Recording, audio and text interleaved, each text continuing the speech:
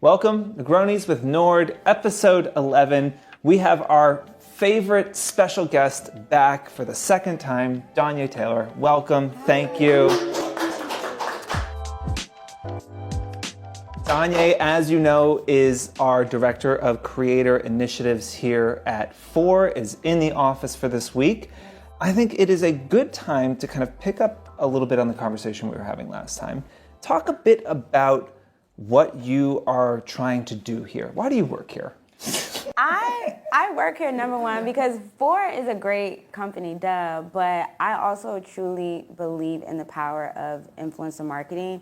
And I'm an influencer myself, so to speak, but for so long, I never really correlated with the term. And once I started working here, it kind of forced me to shift my perception of influencer marketing more from the business side. And it made me think wow, why was I so reluctant to name myself an influencer? And I think it was because it just has this really negative connotation surrounding the name that I don't think matches me, who I am as a creator, as an influencer. Then I was wait a second, it's probably so many other people that feel the same way I do. Mm-hmm. And I think, it is up to us, 4 being the innovator in the space, to shift that narrative so that people like me are comfortable with calling themselves an influencer. Yeah. DonYe came in and gave a presentation after a month or so and kind of said exactly everything that she was hoping to accomplish. And number one on the list was, shift the perception of what it means to be an influencer. And I think the perception is overwhelmingly negative. And as we were talking about this goal of changing, the perception of influencers, I was thinking just about how negative the depictions of influencers and influencer culture is in pop culture. Yeah. There isn't a single movie, TV show that has a person in it that is working as an influencer where they're not the dumbest, most vapid, self-obsessed character. And it's really fucked up, actually, honestly. And it is not a true representation of influencers, but I think that is how a lot of the world sees them, as silly, non-serious people that take pictures of themselves all day and somehow get paid, right? Yes. And shallow. Yeah. Yes. I think obviously starting this company almost 10 years ago now, we did it to help solidify this space and to turn it into a recognized, respected part of advertising and marketing. And, that depiction of influencers, I think, has been pretty constant throughout the 10 years. So as you think about it, where it is today, they are vapid, self-involved, and it's not a serious job. Where do you think you want to take it? What is a more fair depiction of it? I think that influencers are not just people that influence somebody to purchase a product. It's not directly correlated to a physical attribute. I think that's where it's at right now. I think influence is more related to, using your persuasion, the gift of persuasion to get somebody to take a positive action, whether that be to change their lifestyle, change how they think about themselves. I think that is really true influence, and I feel if you can do that, then all of the other shallow things would just fall underneath the umbrella. I don't think it's the opposite. And I think right now, it is the opposite. Mm-hmm. So, that's how I see it. I think that for influencers out there, it is interesting to think about in your own life the things that you have been influenced by that are bigger than buying a product, right? Mm-hmm. Because obviously that is, what much of the industry is built around. But, when you actually talk to people, you find that maybe they moved to a certain city because an influencer lived there and they kind of fell in love with the way it looked. They got out of a toxic relationship, they quit a job, they, whatever it might be, it can be you influenced me to go to this restaurant that looked cool, or it can be you influenced me to completely change the direction of my life. And I think I know something you want to focus more on is those bigger moments. You talked about, I know something that a lot of people sent notes about was something you mentioned the first time we had you here about how hard it can be to work on something creatively that you're not connected to. In that instance, for anyone, right, it can be really important to ask why you do it and center it in mission? Why do you put all the time you do into creating content? So I grew up in Maryland. There were not like a lot of creative careers that I was exposed to, and it was really hard for me to just nail down like that one person that I wanted to be like as it related to my career, because I didn't really see it. I would see somebody and be like, they got it just a little bit, but not all the way. And I was like, okay, like I guess I kind of just got to do this on my own and figure it out. And I did that, and I didn't know that me doing that was influential in itself. So I have set out on this journey to kind of like create the career, the life that I didn't see growing up or when I was younger. And me doing that in turn has kind of now turned into my why. I think sometimes influencers set out to do something, but then their audience receives it in a completely different way. Mm-hmm. And I think that's where I'm at with my creative career. Like people, I get a lot of DMs where people say, wow, like I feel like this is where I want to go in my life. So I'm getting the DMs that I feel like I would have loved to send to somebody 10 years ago. And it's like when you get those DMs, you realize that, wow, like I'm actually influencing somebody's life, their lifestyle, their decisions, their choices, things like that. So over time, that has kind of turned into my why. And I also feel like a large portion of my why is rooted in creative motivation. I feel like creatives need a different type of motivation. It's a little bit deeper than just like general self-help quotes. It's like a combination between self-help, but actual like tactical action items that you can do, that day. I've gone to so many different talks and, people are just giving like general advice. And then in the moment, it's like, oh my God, this makes me feel so good. But then when you leave, it's like what am I supposed to do now? Yeah. You know what I mean? So I speak to the people that would ask that question, what do I do now? It's like I like to provide the answer of what do I do now as it relates to my creativity, and that, like in a bubble, is my why. I think, it's hugely powerful to step back and early on, if you haven't done it yet, create a vision and a mission. If you haven't revisited in a while, do that and commit to it. That's a process we're going through at 4 right now. And when you think about vision, it's kind of like, what do you want the world to look like? Like, if you achieved what you wanted, what happens?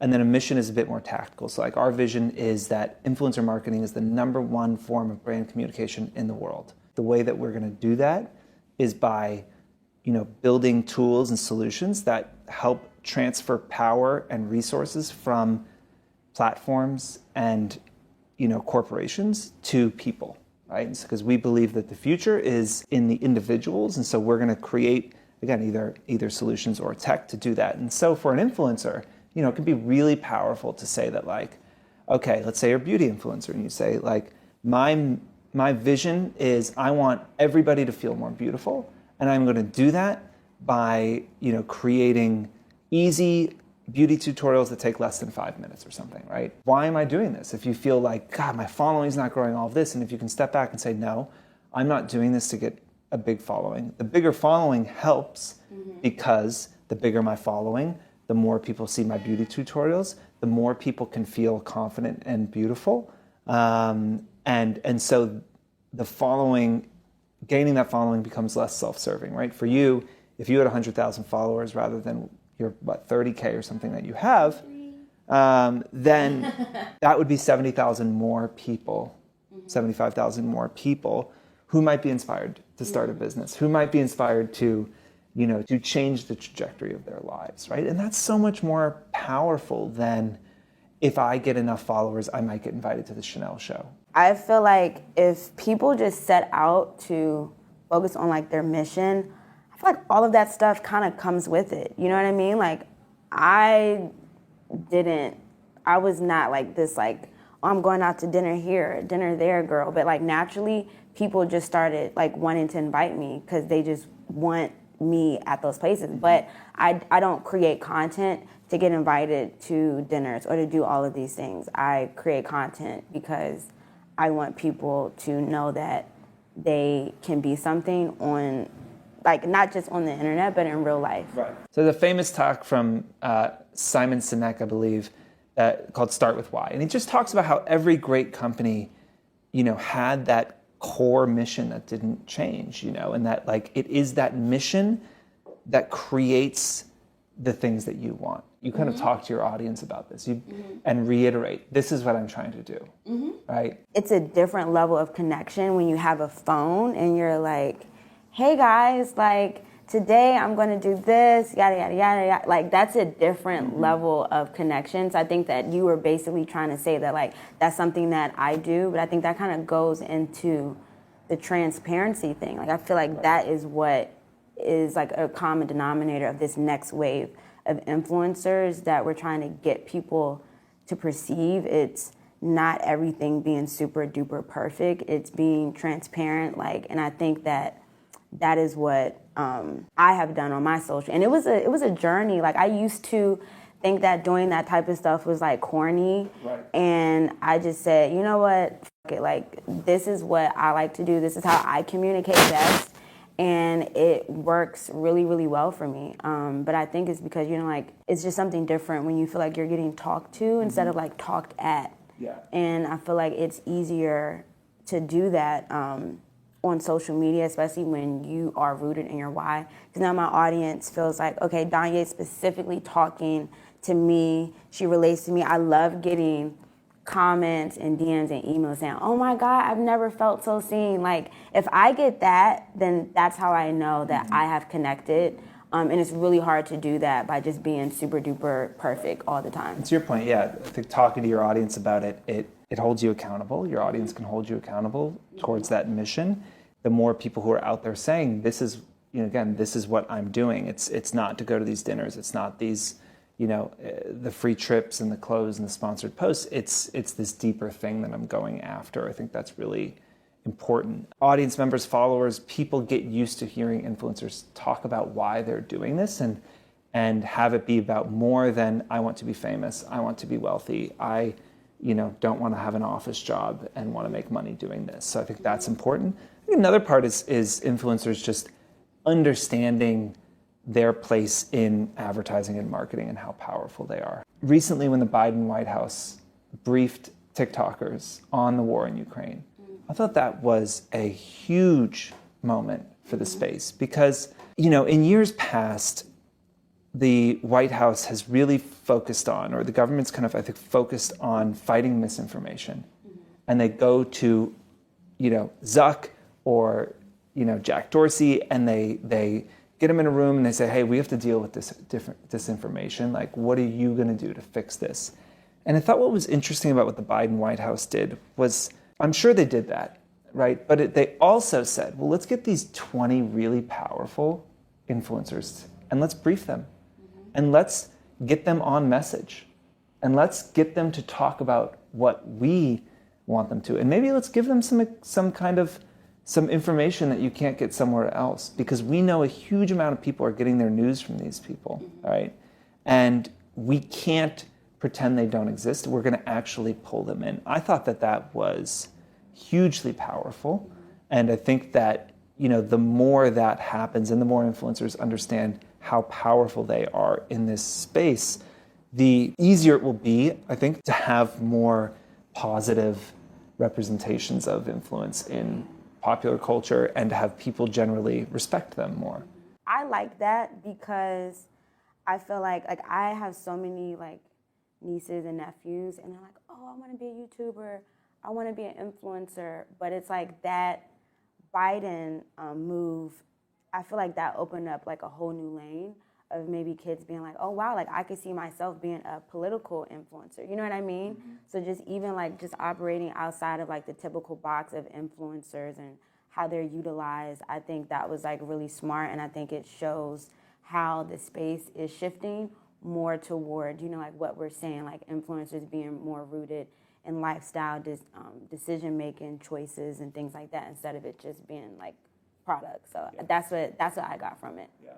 There basically needs to be another spokesperson, but for social channels, who is disseminating this information. And breaking it down into 60-second exactly. clips. And the White House should be out there having somebody be their TikToker the more influencers are respected by institutions which people really respect. Well, I mean, again, that's also changing in this world, but I think the more they're brought in and treated like institutions, right? That like the fact that TikTokers are being briefed by the White House, the fact that Super Bowl commercials had influencers in them, right? Like it is changing that perception. So I feel like that's also like something that we will see being a powerful like force in changing this narrative. I definitely feel like more influencers should be a little more cognizant of how they introduce themselves. And I'm a beauty influencer. It's like, no, I use beauty products and tutorials in my content to make people feel better about themselves. I feel like the more that influencers start nailing down like purposeful communication and messaging, I feel like over time, that's how we get the people outside of this bubble to respect us. Like if we kind of like meet them in the middle and create like a hybrid form of communication where it's like I'm introducing myself as a business, you know what I mean? I'm introducing myself as a brand instead of just saying, oh yeah, I'm an influencer. It's like, well, what are you influencing? And I think it, like going back to the genesis of this conversation, you were embarrassed to say you were an influencer, right? And so probably the big first step is people to stop being embarrassed about it. And being proud too of being influenced. Like if somebody influences you to do something, I feel like we kind of look at being a follower or hopping on a trend or, being inspired to do something is kind of negative as well. But it's like, it's okay to be inspired or influenced to do something. This person influenced me to do this. Yeah. This person influenced me to do that. I feel like we're not really seeing a lot of that communication because of the negative stigma surrounding influencers. So whoever's watching this right now, I would like to challenge you to breaking the fourth wall, yes. I would like to challenge you to write down 3 things that a person influenced you to do that was not related to buying a product.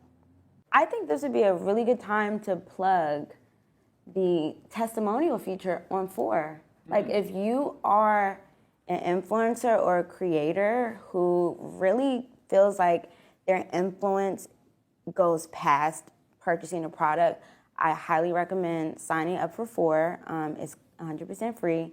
And utilizing the testimonial feature, ask your followers to write a testimonial on what you have influenced them to do. And I think it's a really good like digital feel-good bank to just have, to just go back to, whenever you're feeling burnt out or feeling like, why the am I influencing again? Log on to 4, read those testimonials and be like, oh, okay, like, this is why. It's because I make people feel good about their bodies. I make people feel good about their career, things like that. So that's all I wanted to say. Feel free in the comments, or you can DM me, or you can send me alcohol as a thank you. But always love to see that I'm appreciated. So I don't get a lot of positive reinforcement. You might think, but it's lonely being me, DonYe. Okay. I can imagine. Yep. Anyway, DonYe's on payroll, so she's going to be back here quite a bit. Next month. So get used to it. I'll Exactly. Be back next month. Fantastic. All right. As always, we'll be here next week. Thank you. Any questions, throw them in the comments or DM us or whatever form of communication you want. We'll see you next week. You feel like you've had a big couple weeks of dinners. I mean, it's Women's History Month. Yes. I've never been... You're coming off Black History Month and Women's History Month. It's just like... yeah. And if next month is like Nail Art April, you're going to be at dinner again for a month. Yes. But